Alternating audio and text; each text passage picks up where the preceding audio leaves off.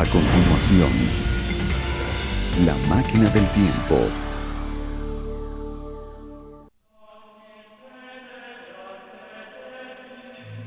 Italia, 1918. Un joven fraile tiene una visión de la crucifixión cuando rayos de luz perforan sus pies y manos. Alemania, 1952. Una joven cae en trance y comienza a brotarle sangre de los ojos. Inglaterra, 1992. Una viuda descubre ampollas en las palmas de sus manos que más tarde se convierten en heridas abiertas y sangrantes.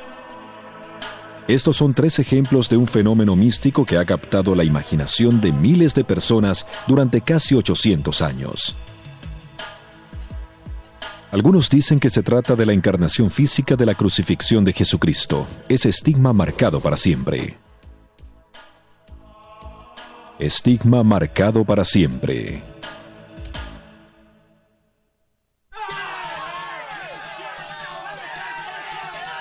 Según la Biblia, una multitud se reunió a ver la flagelación de un acusado de herejía llamado Jesús. Celebraban mientras éste era azotado por soldados romanos hasta que la piel se le desprendió de la espalda. Le hicieron una corona de espinas para la cabeza y le colocaron un pesado patíbulo sobre los debilitados hombros antes de crucificarlo.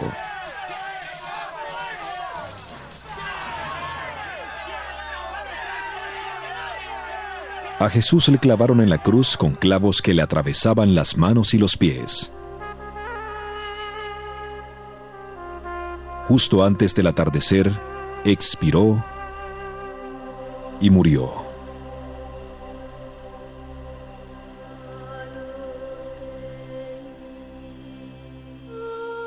Ya cuando se acercaba el día de descanso judío, José de Arimatea pidió que bajaran el cuerpo de Jesús. Pero primero un soldado romano punzó su costado para asegurarse de que estaba muerto.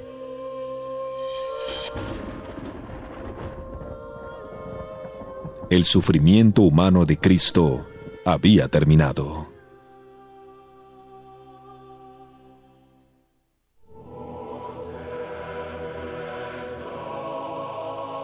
Pero para algunos devotos continuaría el dolor de su crucifixión, no solo en sus corazones y mentes, sino también en sus cuerpos.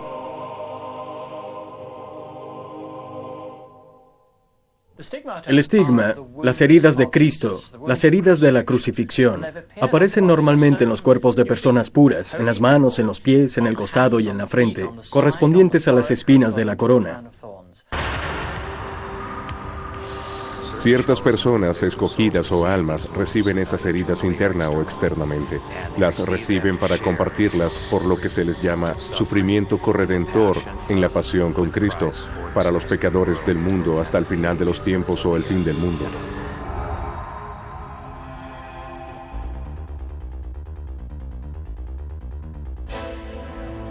Desde la primera aparición registrada de estigmas en el siglo XIII hasta la actualidad, cientos de cristianos han afirmado sufrir las heridas de Cristo y con frecuencia dicen haber sufrido íntimamente la crucifixión.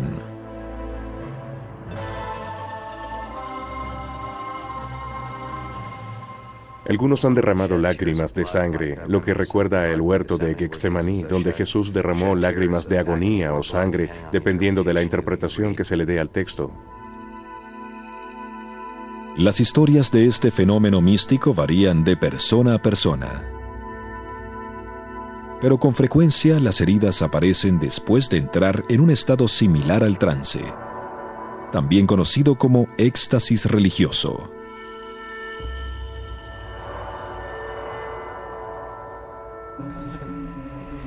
En 1275, Elizabeth de Herkenrode, una monja belga, entró en trance.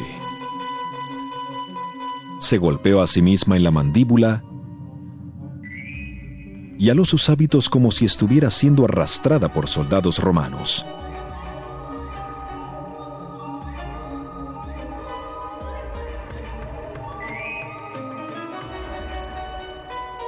El éxtasis religioso o embeleso es solo una forma de vida mística. El individuo está atrapado en una dimensión espiritual diferente, como si fuera uno solo con Dios, como si se viera a Dios cara a cara con sí y se sintiera la presencia de Dios muy intensamente. No involucra ninguno de los sentidos. El Vaticano rara vez habla del estigma. No se puede hallar un documento de un papa, de un obispo o de un asesor general sobre lo que es un estigma o de alguien que sufra estigmas. No hay proclamaciones dogmáticas. No hay nada. La Iglesia prefiere valerse de sacerdotes locales y de médicos locales para determinar si los estigmas son genuinos. Primero, esos expertos examinan las heridas para verificar si se apegan a ciertos criterios. El color de las heridas usualmente es sangre muy brillante, fresca y roja. No hay ulceraciones, pus ni cicatrices permanentes. Nada.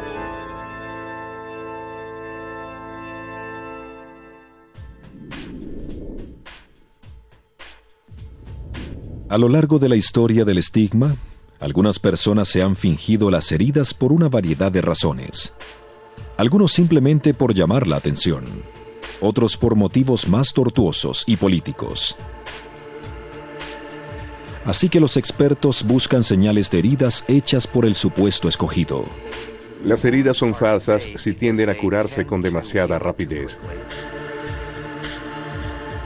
Es como si aparecieran gradualmente. Y si la persona trata de hacer alarde de sus heridas, trata de crear mucho sensacionalismo alrededor de sí mismo, esa no sería la señal de un verdadero don del estigma. En los casos genuinos de estigma, a veces la sangre aparece únicamente en la superficie de la piel. Otras veces, las heridas son profundas y muy dolorosas. Cuando una persona manifiesta un estigma, sufre mucho dolor, un dolor insoportable, porque las heridas, si son auténticas, generalmente son muy profundas y le atraviesan por completo las palmas de las manos o las plantas de los pies.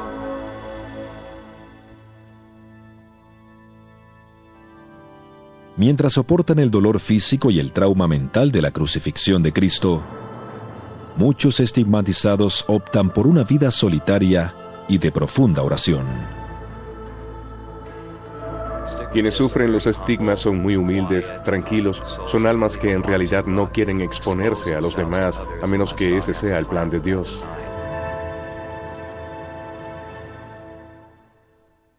Si una persona va por ahí luciéndose, jaja, idiotas, miren cuán santo soy, miren lo que me hizo Dios, estúpidos.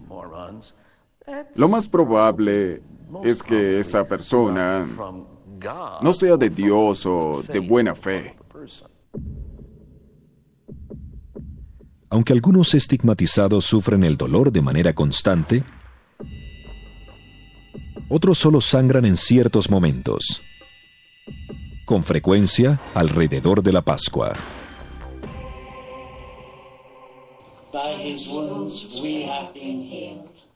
En 1992, Heather Boots, diaconisa de una pequeña iglesia en Inglaterra, repentinamente descubrió que tenía ampollas en las manos.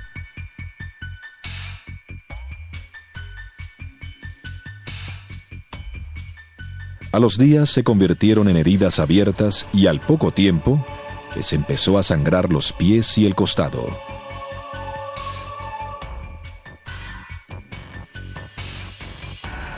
Es casi imposible saber cómo se produjo esas marcas. Pero sí sé que en Viernes Santo, y estuve allí en ese entonces, las tenía en las manos y en los pies, muy vívidas. Heridas rojas, redondeadas, de las que manaba sangre. Aunque Harrison observó las heridas, albergaba dudas sobre su autenticidad, pero nunca tuvo la oportunidad de continuar sus observaciones. Tristemente, poco después de esto, Heather murió. Su cuerpo fue hallado en un río cercano. El forense investigó la muerte, pero no pudo determinar la causa. Algunas personas dijeron que fue suicidio, pero no había pruebas, así que nunca podremos conocer la totalidad de la historia.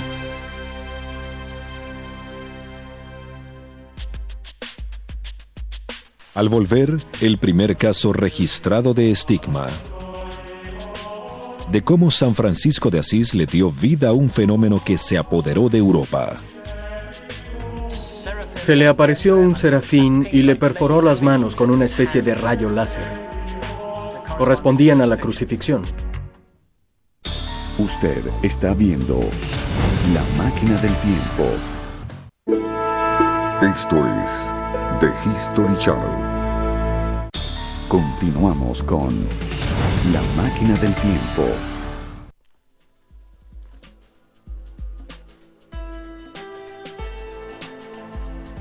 En 1224, en el transcurso de la fiesta de lo sagrado, San Francisco de Asís, de 42 años, se arrodillaba para rezar, observando fervientemente la crucifixión de Cristo.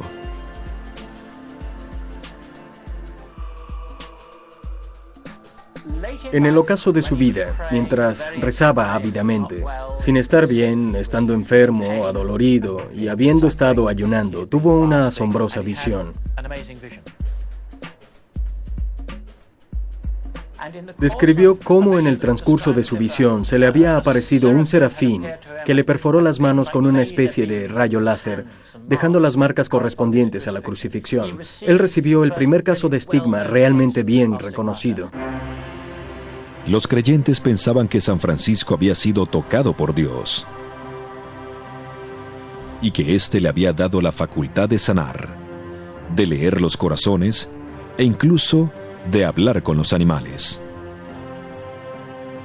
Francisco vivió con sus heridas solo durante 2 años antes de su muerte en 1226. De inmediato se iniciaron las peticiones para su canonización y en 1228 el Papa Gregorio IX lo declaró oficialmente santo. Como los maravillosos eventos de su gloriosa vida son bien conocidos por todos nosotros, y como estamos totalmente convencidos, por testigos confiables de los muchos milagros brillantes, hemos decretado que sea ingresado en el registro de santos, merecedor de ser venerado.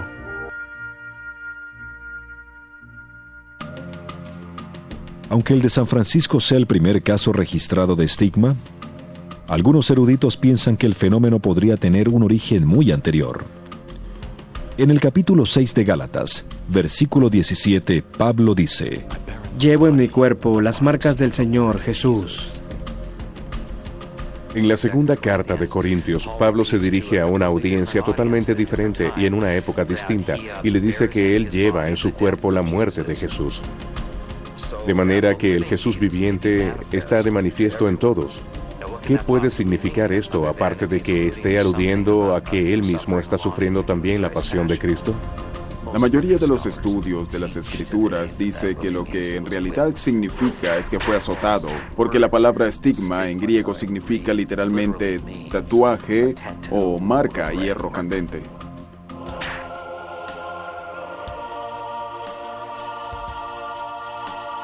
Cuando San Francisco recibió los estigmas en el siglo XIII, la Europa cristiana estaba consumida por el fervor religioso. Esta era una tradición de un estilo de vida sumamente devoto y monástico. Surgían muchos monasterios y conventos por todas partes. Las órdenes religiosas florecían por doquier.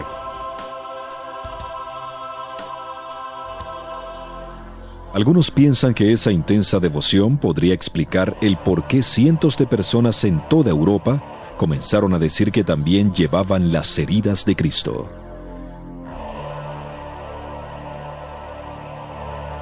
Fue cuando muchos empezaban a desilusionarse de la iglesia por la misma corrupción entre sacerdotes y cosas por el estilo. Y a través de los estigmas, los individuos tenían la posibilidad de mostrar las marcas en su cuerpo y de alguna manera tener un acceso particular al cuerpo de Cristo sin que la iglesia tuviera que intervenir directamente.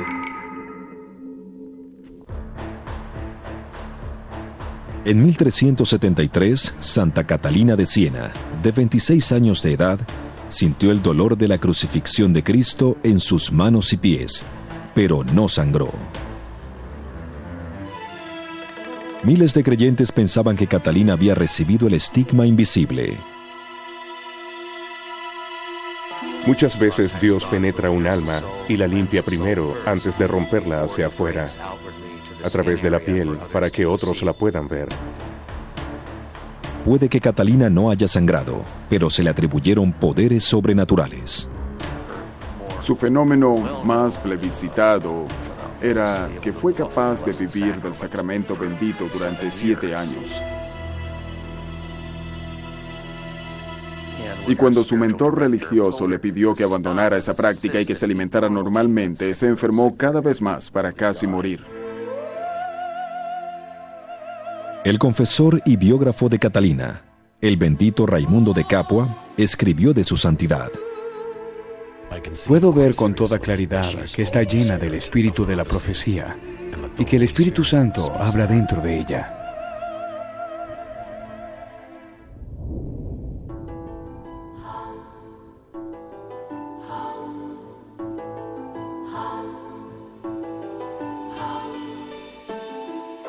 A lo largo de los siglos XV, XVI y XVII, los reportes de estigmatizados surgieron por toda Europa, especialmente en España y Portugal. Pero a medida que se acercaba el Renacimiento, las personas empezaron a cuestionar la validez de esas afirmaciones.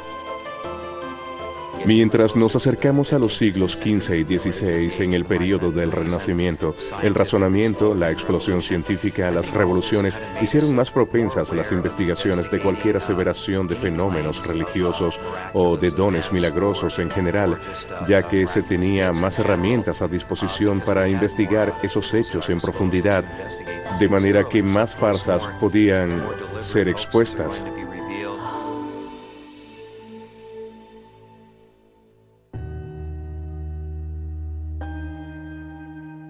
Una monja franciscana del siglo XVI, llamada Magdalena de la Cruz, sufrió de manera intermitente de hemorragias en pies y manos durante 39 años.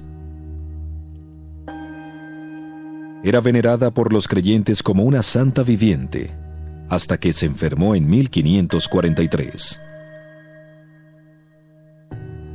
Por temor a morir como pecadora, Magdalena confesó haber mentido sobre sus heridas durante décadas, y reveló que no fueron causadas por Dios, sino por el demonio. El fenómeno conocido como estigma diabólico era temido en toda Europa. Había una especie de fanatismo a ultranza que hacía temer al diablo en cada esquina. La Inquisición estaba operando, supuestamente había brujas dentro de la iglesia trabajando para Satanás, y la Inquisición trataba de descubrirlas. En 1546, Magdalena fue sentenciada por la Inquisición a cadena perpetua en un convento franciscano.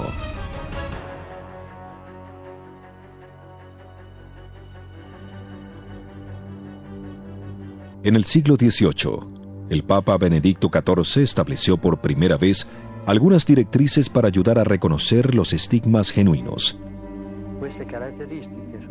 Hay 6 o 7 características para definir el estigma según ese documento. Las más importantes son, número 1, la aparición repentina de la herida.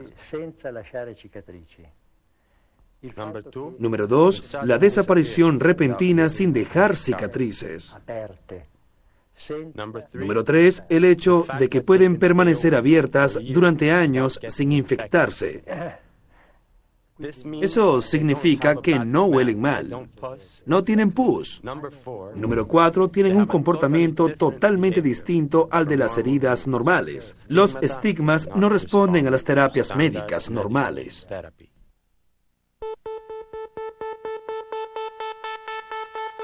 Para los siglos XIX y XX, los científicos comenzaron a hacer serias investigaciones sobre el inexplicable fenómeno y cuestionaron el por qué la mayoría de los casos era en mujeres. Durante los primeros 6 o 7 siglos del fenómeno, eran sobre todo mujeres las que recibían las marcas, 7 mujeres por cada hombre. En aquel entonces surgían muchos conventos. Al principio de la Edad Media, muchas mujeres estaban haciendo votos de pobreza y vivían vidas de oración y contemplación. Algunos pensaban que esa profunda devoción, junto a la presunción de que las mujeres son más propensas a las emociones extremas que los hombres, son los causantes de esta proporción de 7-1. Pero otros creen que hay una significación más profunda. Como las mujeres no podían hacerse sacerdotes, los estigmas eran una manera directa para tener acceso a Dios.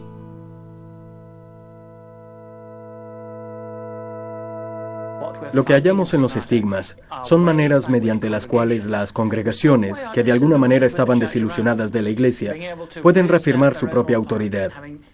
El acceso directo a sus creencias es algo muy importante.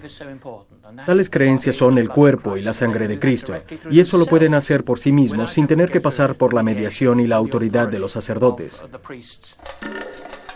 Al regreso, el Padre Pío, quien sufriera los estigmas en el siglo XX, inspira a las masas, pero amenaza a la Iglesia. Tropeles de gente comenzaban a llegar y rápidamente se estaba desarrollando un culto a su alrededor. Usted está viendo La Máquina del Tiempo. Esto es The History Channel. Continuamos con La Máquina del Tiempo.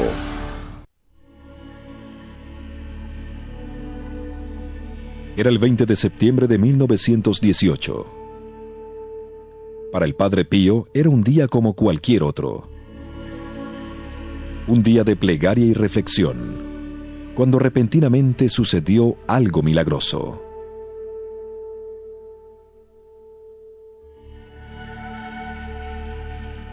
Parecido a lo sucedido a San Francisco de Asís, un serafín, una criatura angelical, se le apareció cuando estaba orando ante el crucifijo en el coro, bajó y le disparó rayos de luz de manera instantánea y espontánea a través de las manos, los pies y el costado.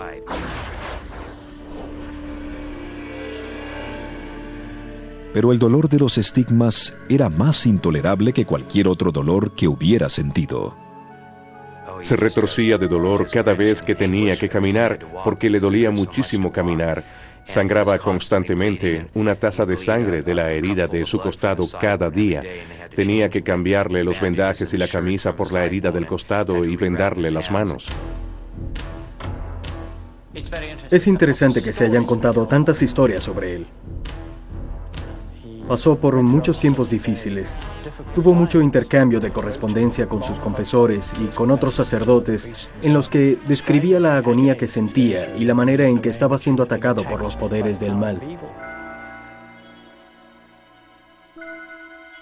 Una vez a principios de los 60 fue golpeado por el demonio en su habitación y en medio de la noche. Según el Padre Pío, la Virgen María se le había aparecido muchas veces, le colocó una almohada bajo su cabeza e hizo huir al diablo.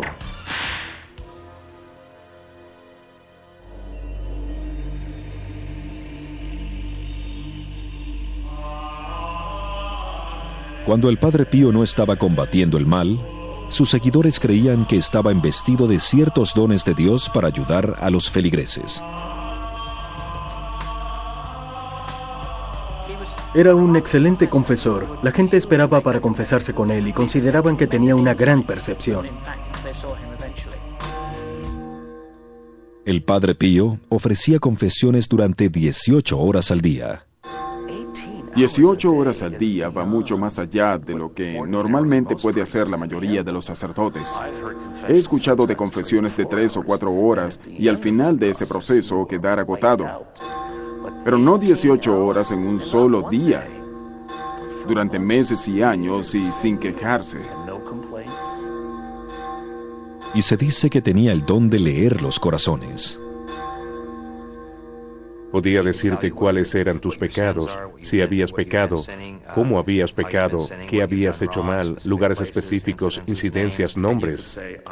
Podrías decir hice esto y aquello y él decía pero olvidaste esto, esto y esto. Por supuesto, tenía el don de curar, el don de la inadía, como lo llaman algunas personas, es el don de no comer más que la Sagrada Eucaristía, sobrevivir con la Eucaristía. Podía ser detectado por la fragancia de la santidad, una especie de olor dulce parecido al de las rosas que le acompañaban, y se sentía su presencia sin que él estuviera físicamente. Igualmente poseía el don de la ubicuidad, que consiste en estar en dos lugares al mismo tiempo. Por supuesto, literalmente una persona solo puede estar físicamente en un solo lugar, pero esta es una especie de reaparición espiritual en otros lugares en los que da la impresión de estar físicamente para consolar a las personas en momentos de tristeza, confusión. La Iglesia tuvo que realizar investigaciones sobre por qué masas de gente comenzaban a afluir. Rápidamente se estaba desarrollando un culto a su alrededor. Cada vez que surge alguien con supuestos estigmas, la Iglesia lo aborda con mucha cautela. Se le encomienda a un obispo local la constitución de un comité de investigación, conformado por un médico, un sacerdote y 1 o 2 legos que observarán la evidencia. La persona es entrevistada y se determina lo que se propone. Determinan qué hace la comunidad religiosa que la rodea y luego se reportan. Al que sufre los estigmas se le asigna un director espiritual que comienza simplemente por hacerle una serie de preguntas. Le preguntaba, ¿cómo está? ¿Cómo se siente? ¿Qué hace? Mientras escuchaba las respuestas a nivel verbal, intelectual y conceptual, trataba también de escuchar a nivel emocional. ¿Es como un zombie? ¿Está actuando? ¿Está frenética? Luego le hago la pregunta principal. Veo que sus manos están ensangrentadas, sus pies están ensangrentados. ¿Puedo analizarlos de cerca? Deben ser examinados para su autentificación. Hay que asegurarse de que tienen las señales auténticas y que éstas están latentes y que son duraderas, que no se ulceran o dejan cicatrices. Querrán saber si la persona está motivada por una inspiración superior o si hay alguna especie de fraude deliberado. Pero incluso si los motivos de los supuestos escogidos son puros, si sus heridas parecen auténticas o si él o ella lleva una vida santa, la Iglesia no dirá abiertamente que las heridas son genuinas.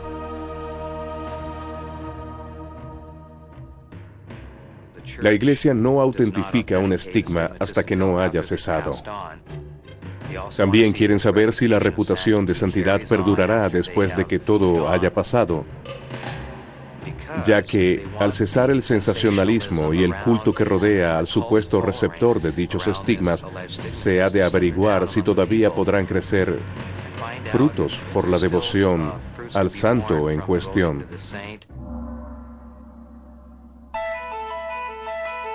En el caso del Padre Pío, la investigación completa se inició justo después de que recibiera las heridas. Fue sometido a exámenes psicológicos y médicos. Uno de los médicos que examinó las heridas del Padre Pío dijo que colocó una linterna en una de las heridas y pudo ver a través de ella. Por el otro lado de la mano, la luz pasaba limpiamente. Otra vez casi pudo juntar 2 dedos. Puso uno en la palma y otro en la parte externa de la mano y casi podía hacer que se tocaran. Así de profundas eran y por ende muy dolorosas. Entre 1919 y 1920, las heridas del Padre Pío fueron examinadas por al menos 3 médicos que no pudieron hallar evidencia de que se las hubiera hecho él mismo.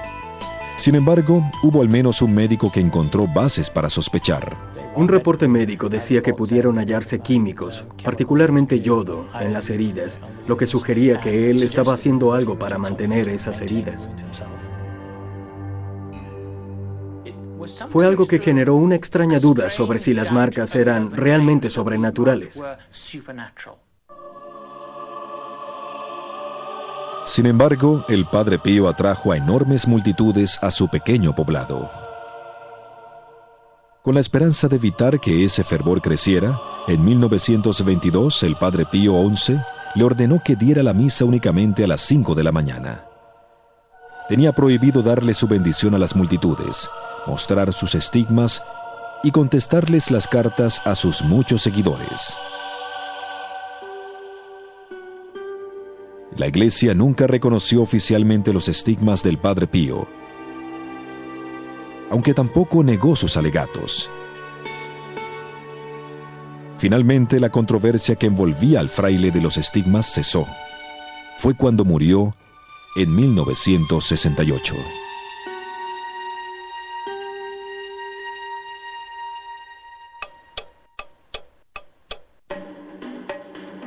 Al regresar, la muerte del Padre Pío enciende un debate que se mantiene hasta la actualidad. Pero no hay duda de que las marcas no estaban en su cuerpo cuando murió. Usted está viendo La Máquina del Tiempo. Esto es The History Channel. Continuamos con La Máquina del Tiempo. En 1968, después de 70 años de sufrir las heridas del estigma, el Padre Pío murió y repentinamente desaparecieron las marcas de la crucifixión de Cristo.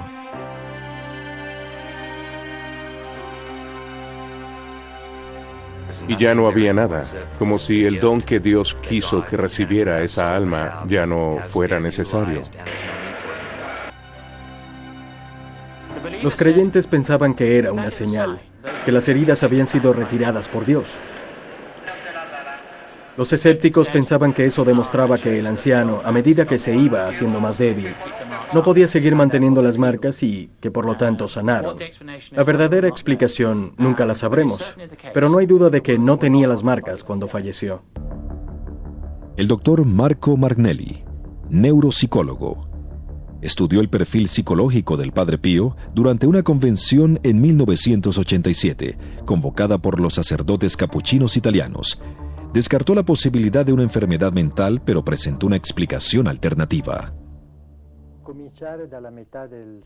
A partir de los años 50, el estigma fue considerado un fenómeno histérico, consecuencia de una enfermedad mental. Antes era considerado un milagro, un fenómeno que solo podía darse por la intervención directa de Dios. Ahora, sin embargo, lo vemos como algo psicosomático, lo que significa que la mente crea las llagas en el cuerpo como resultado de una sugestión externa muy complicada. En otras palabras, es la mente tratando de decirle algo al cuerpo y éste responde produciendo las heridas.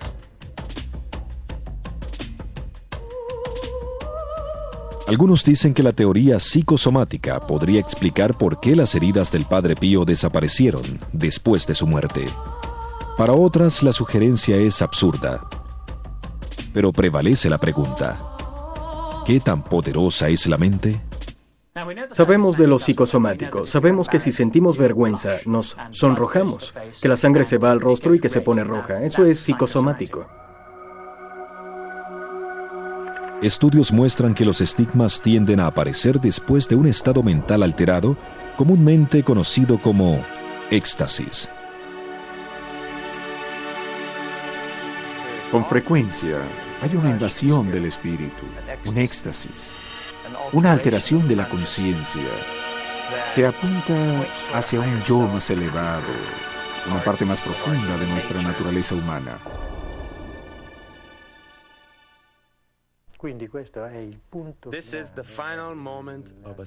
Este es el momento final de una fase psicológica y emocional.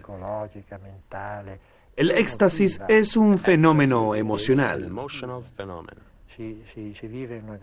Se siente una emoción intensa y en un instante toda la preparación se junta y genera el éxtasis.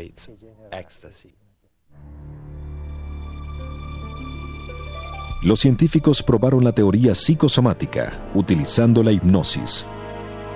En Inglaterra, en 1952, el doctor Albert Mason hipnotizó a un chico de 15 años con la esperanza de eliminar las verrugas que le cubrían el cuerpo como resultado de una enfermedad cutánea congénita. Después de apenas 2 sesiones, el 70% de las verrugas desaparecieron. Los expertos pensaron que si la mente podía hacer que las heridas desaparecieran, tal vez también podía crearlas. En la hipnosis, por ejemplo, toda clase de cambios corporales han sido obtenidos sobre individuos bajo hipnosis. Por ejemplo, levantar una ampolla, lo he visto. Le dicen a la persona que la van a tocar con un cigarrillo caliente u otra cosa, y se ve que a la persona se le toca con algo frío y repentinamente aparece una ampolla. Hubo el caso de un hombre que tenía marcas en los brazos. Cuando se dio cuenta en su mente de que el trauma había sido causado por haber estado atado como prisionero, las marcas se hicieron más vívidas y conspicuas.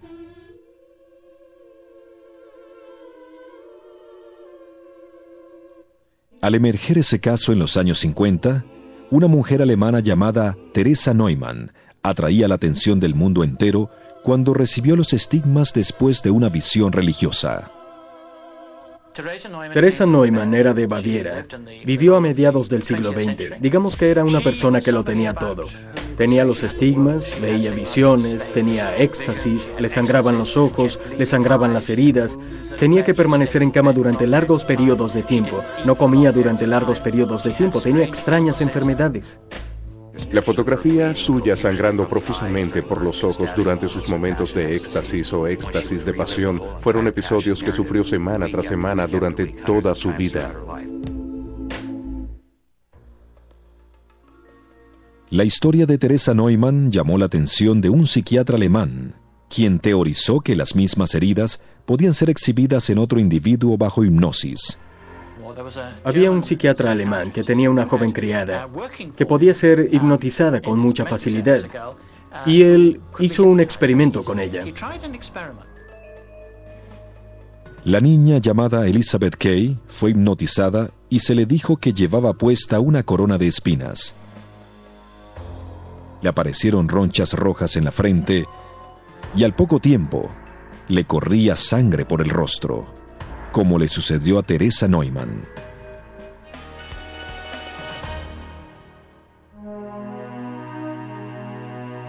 Algunos científicos piensan que el poder de la sugestión podría explicar por qué un incremento en los casos de estigma coincidió con un cambio en el arte religioso en el siglo XIII.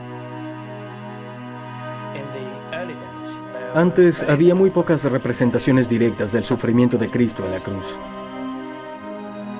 Y con el pasar del tiempo, los crucifijos y las pinturas religiosas de las iglesias se hicieron más realistas y crudas. Se veía la sangre salir de las heridas y cosas así. Venían a la iglesia a venerar, miraban a su alrededor y veían los capítulos de la Biblia representados en los frescos. Eran sumamente poderosos.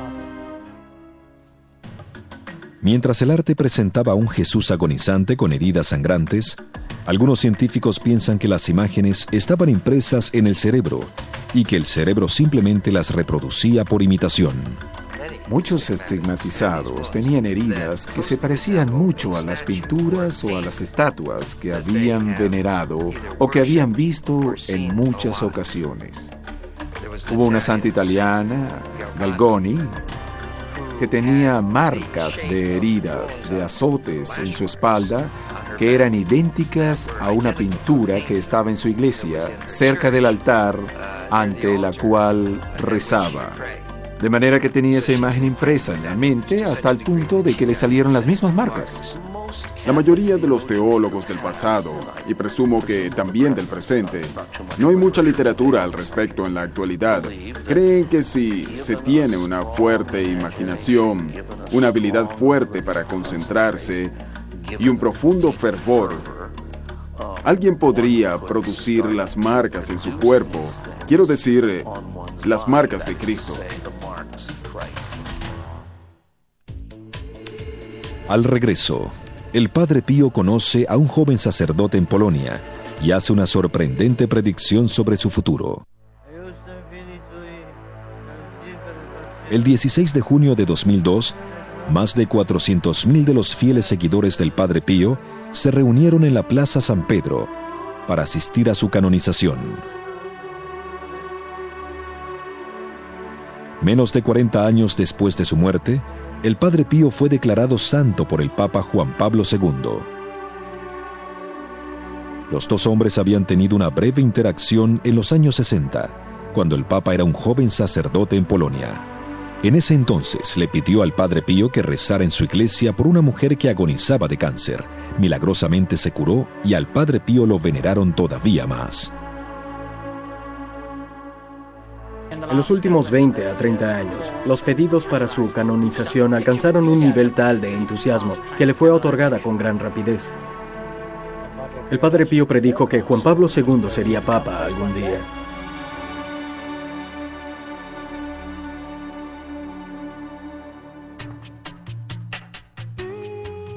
De fraile a estigmatizado y a santo, el trabajo del Padre Pío sigue siendo inspiración para muchos.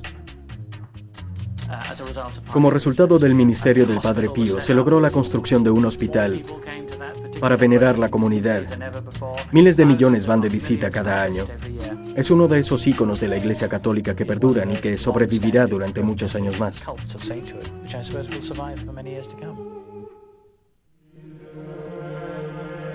Aunque San Pío es uno de los casos de estigma más celebrados del siglo XX, no fue ese fenómeno lo que aseguró su santidad. La Iglesia nunca declarará santa a una persona solo basada en el hecho de que sufrió los estigmas. Incluso si los estigmas son reales, se declaran y se cree que sean reales, si los demás criterios no están reunidos, si el resto de las condiciones como la vida de virtud, la simplicidad y la fe, si el amor no está presente y la reputación de santidad no está presente, si las escrituras y sus enseñanzas no son consistentes con la Iglesia, si falta cualquiera de esos elementos, los estigmas por sí solo no le darán la canonización porque no es algo esencial para nuestra fe creer en los estigmas. Ha habido más de 320 estigmatizados conocidos desde San Francisco. Y de esos han sido canonizados 72, y tenemos un número mayor en el siglo XX. Pero claramente, de los más de 1.000 millones de católicos que han vivido desde entonces, es un don muy poco usual y extraordinario. Aunque es poco usual, los católicos no son los únicos que reciben estigmas. Ha habido algunos anglicanos, 1 o 2 bautistas, pero es poco usual que una persona que tenga una tradición que no se concentra de la misma manera en el sacramento de la misa, en el cuerpo de Cristo, en la crucifixión, de la manera que lo hacen muchos católicos romanos, sufra los estigmas. Incluso los musulmanes reciben su propia versión de los estigmas. Un santo estático repentinamente muestra las heridas de batalla de Mahoma. En la actualidad, la cantidad de estigmatizados cristianos están en aumento en todo el mundo. Han aparecido en los Estados Unidos, Inglaterra, Australia, Canadá, Irlanda, Escocia e incluso en Corea. Hemos oído de casos en Perú y Brasil, y hay un reporte de otro estigmatizado en Damasco, Siria, en Múnich, Alemania, según una fuente cercana que conozco. En realidad, puede rastrearse la manera en que el cristianismo, particularmente el cristianismo católico, se ha propagado por el mundo. Y tras el cristianismo ha ido el estigma. Es un síntoma de una congregación necesitada de una experiencia directa de algún tipo. La gente quiere recuperar la experiencia religiosa y reafirmar su propia fe y su propia experiencia de la manera que le es posible y que pueda controlar.